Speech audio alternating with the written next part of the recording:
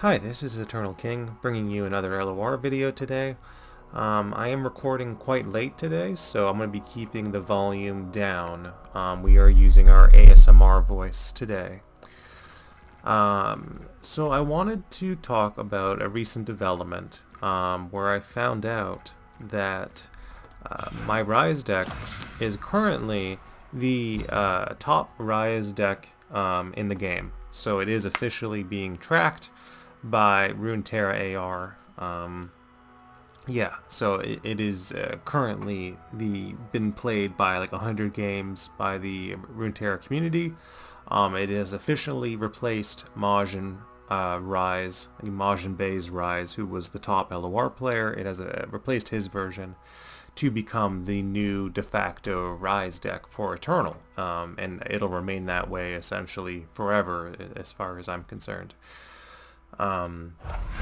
But that kind of brought me to an interesting video idea of, am I a pro player now? Right? Like, what is it that makes a pro player in Runeterra, definitively speaking?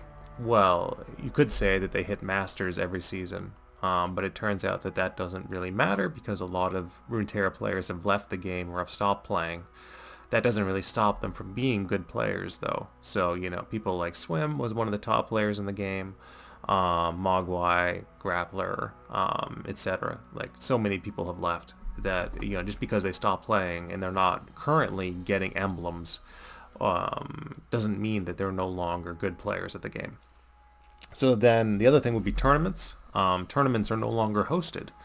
So it's literally impossible to find a Runeterra tournament. And then the last thing would have to be leading a deck archetype, right? So really the only proper way to know if you're a good player at LOR anymore, or a pro player, would be to pick an archetype and essentially construct the de facto version of the deck.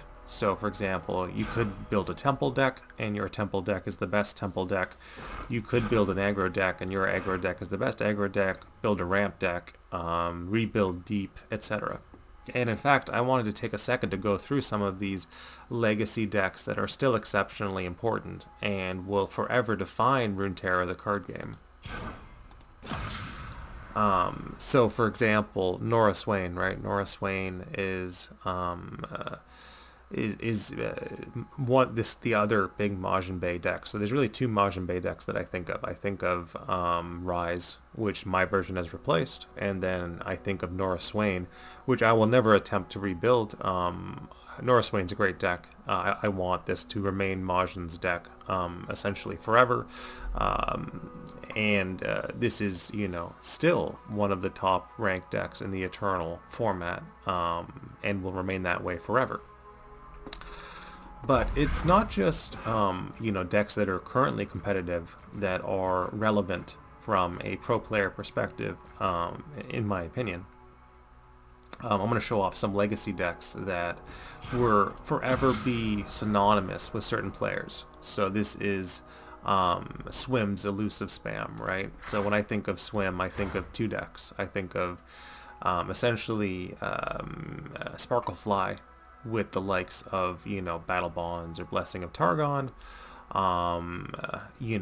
Sometimes it's Tima, sometimes it's Nora, sometimes it's Zoe, but essentially just like a Targon PNZ elusive spam list that is high burst commitment, and that reminds me of Swim the most. And in fact, I will never delete this deck in the same way that I will never delete Majin's Nora Swain deck. It's just like a legacy thing that I like to hold on to. When I think of a Mogwai deck, the prototypical Mogwai deck, I think of Bilgewater Burn. So let's see if I can recreate this deck somewhat from memory. And it was essentially, instead of using Decimate and Noxus, Majin Bey had popularized, Mogwai, Mega Mogwai had popularized the use of Double Up. So it was a Double Up burn deck. So of course you're going to have Pokey in there. And this is kind of the great thing about having a deck associated with you. is that you can kind of make your mark and then have that deck be memorized essentially forever. You would have Ziggs in there for sure in a burn deck. And then probably like Gangplank. I believe it was in fact a Gangplank deck. And the other big card that I remember being pretty important was Lecturing Yordle. So Lecturing Yordle you don't see very often. It swings, it creates a poison dart in hand. It used to be that it would just create the poison dart as soon as you summoned it. But it was basically poison dart being building up ping value in just pinging the opponent's nexus over and over again. You're pinging with Pokestick, you're pinging with Ziggs, you're pinging with Lecturing Yordle. 2, 3, 4. You're pinging with the likes of the only good kind of, I don't know. Yeah, you don't have it here, but yeah, you could play Teemo and drop the Gangplank, but regardless, the main things that I remember from this deck forever is that it was a Lecturing Yordle double up deck, right? So like you have these sort of linchpin cards that you just associate with certain players, and we'll do some other ones as well. So when I think of Sunny, Sunny is more or less a meme player, unless he is copying deck concepts from someone else. I'm just flat out kind of, that's the way it is. If you're a Sunny fan, his actual original stuff tends to be a little more on the meme side of the spectrum. So the big thing for him is, of course, Time Bomb Printer, right? So when I think of Sunny, I don't think of him as an amazing deck builder. He typically takes decks from the community and then rotates, six, like 2 play sets of cards, just like 6 cards. In the deck, he'll just rotate a couple cards, and then he'll play someone else's deck that's already competitive most of the time. But then, he is pretty synonymous with Time Bomb Printer Burn, and like that is a unique deck that is all his in terms of the way that you build that and you play that. So running just a lot of duplicate mechanics to just play Time Bomb, play Time Bomb, play Time Bomb, and then essentially lethal the opponent after you've done that, 10 or 20 times. But it's an exceptionally unique deck. So like when I showed off what I thought was the prototypical Mogwai deck, which was Lecturing Yordle with double up, and then the prototypical Sunny deck would be Time Bomb with Evil Imperfectionist. When it comes to Grappler, what is the prototypical Grappler deck? So the 2 cards that define Grappler the most is definitely Karma with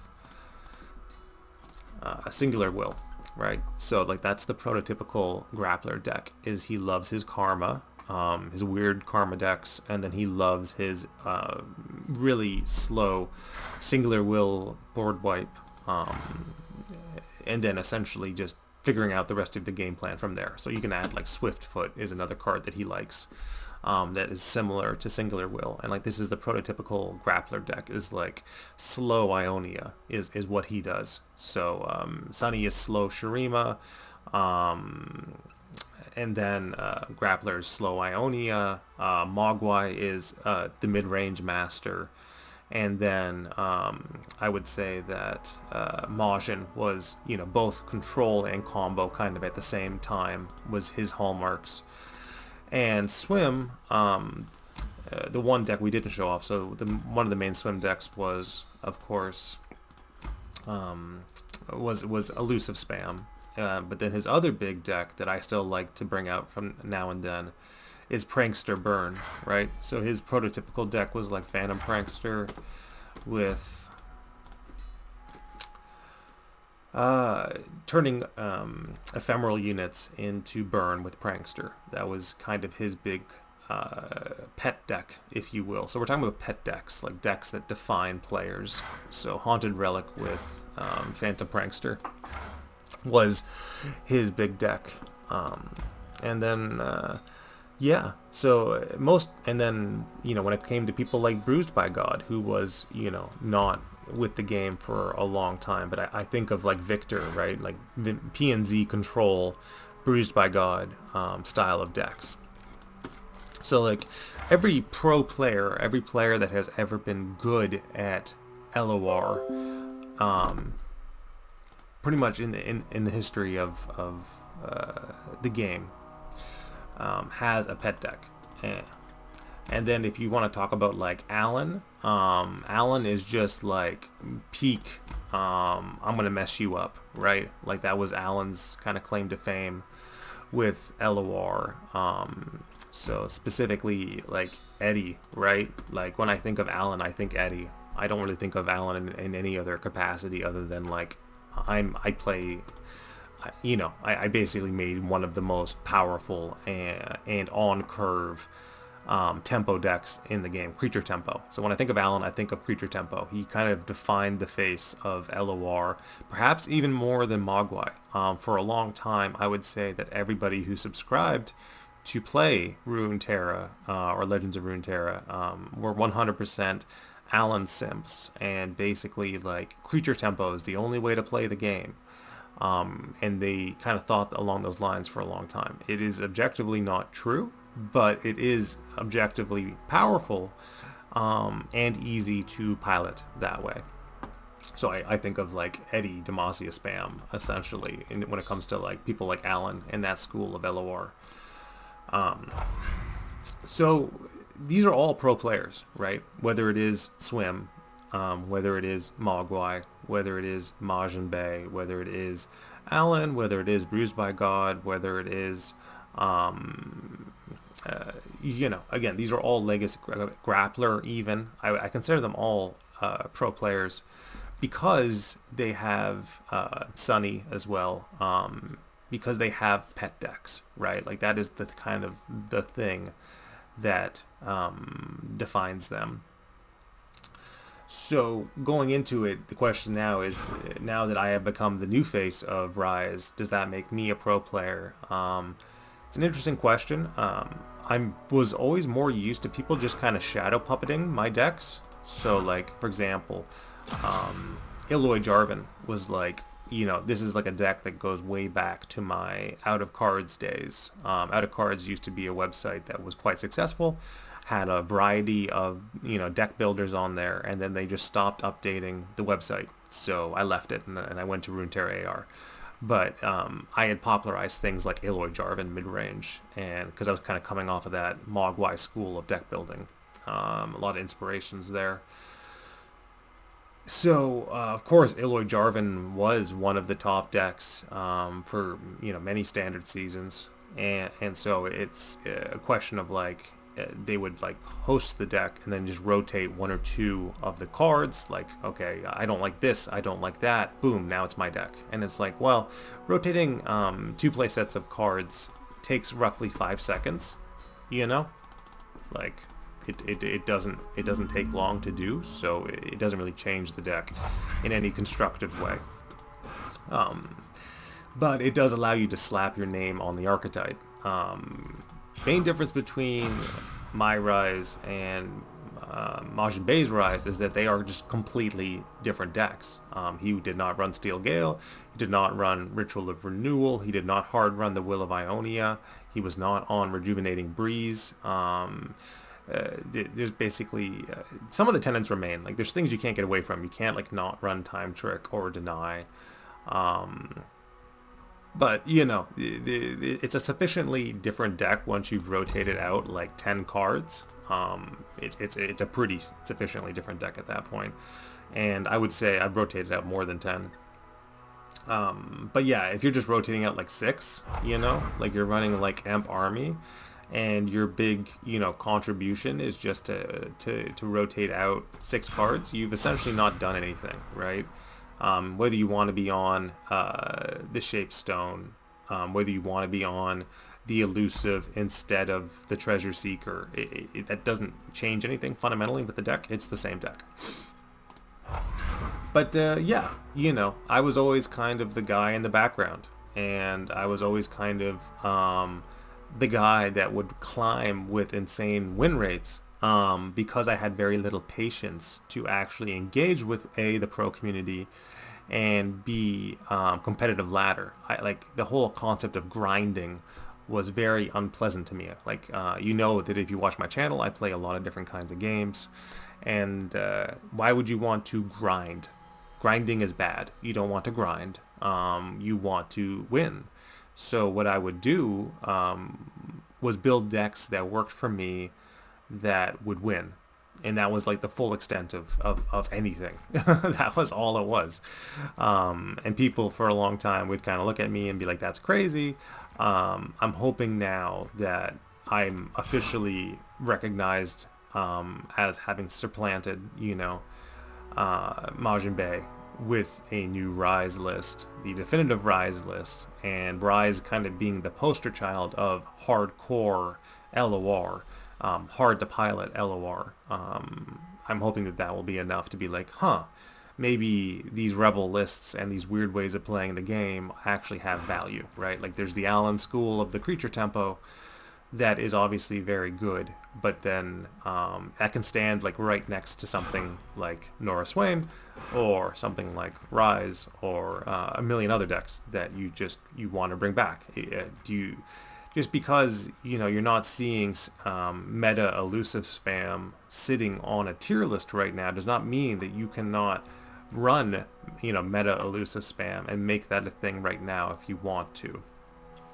Just because you're not seeing a Taric deck that's playable right now, that does not mean when it comes to Eternal, you can essentially be pro at any deck that you want if you're willing to put in the time and effort to optimize and essentially embody that archetype.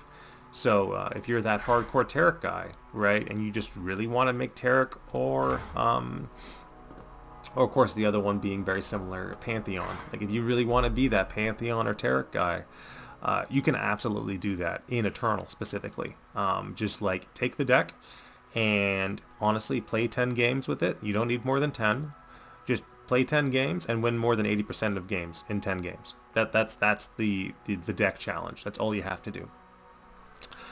To embody an archetype. And then obviously if it's unique enough and interesting enough, a deck tracking website will usually pick it up. They might pick up the exact version that you're running, or they might do a micro rotation and then slap someone else's name on it, but you'll still know that you're the Taric guy or the Pantheon guy, or that's your pet deck at the end of the day. This is Eternal King, signing out.